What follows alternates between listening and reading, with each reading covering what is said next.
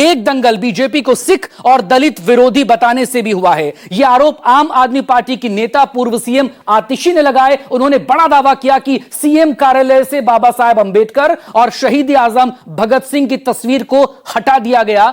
लेकिन इसमें सच्चाई कितनी है, इस रिपोर्ट में देखिए।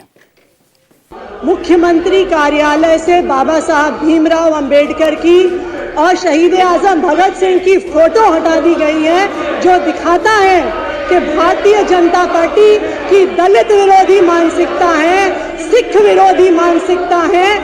सदन की कार्रवाई को रोकना पूरी तरह से गैर कानूनी है और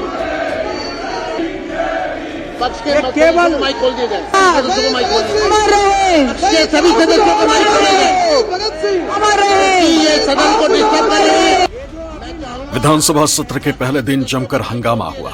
आतिशी ने बीजेपी पर दलित और सिख विरोधी होने का आरोप लगाया। इस आरोप की वजह उन्होंने सीएम कार्यालय से हटाई गई 2 तस्वीरों को बताया।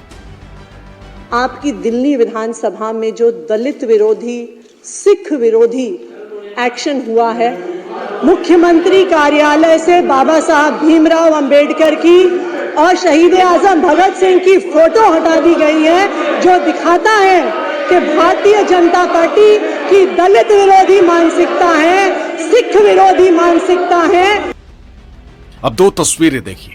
पहली तस्वीर पुरानी है, तब आतिशी मुख्यमंत्री हुआ करती थी।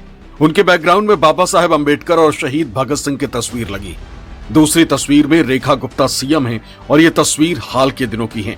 इसमें बैकग्राउंड में राष्ट्रपति द्रौपदी मुर्मू, राष्ट्रपिता महात्मा गांधी और प्रधानमंत्री मोदी की तस्वीर लगी।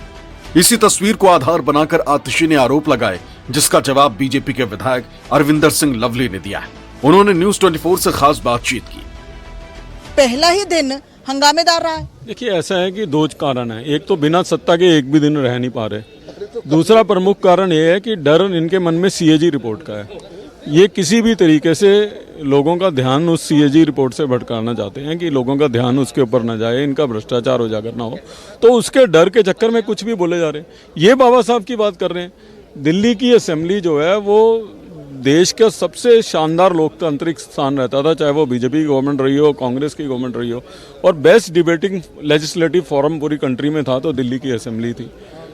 और उस दिल्ली की असेंबली में पिछले 11 साल से क्वेश्चन आवर नहीं हुआ। मेंबर्स को क्वेश्चन पूछने का भी हक नहीं था। जो प्रथा डॉक्टर भीमराव अंबेडकर जी ने डाली थी, ये बाबा साहब अंबेडकर की बात करेंगे। अब आपको बताते हैं कि इन आरोपों की सच्चाई क्या है, क्योंकि जो आरोप लगाए गए वो सच नहीं।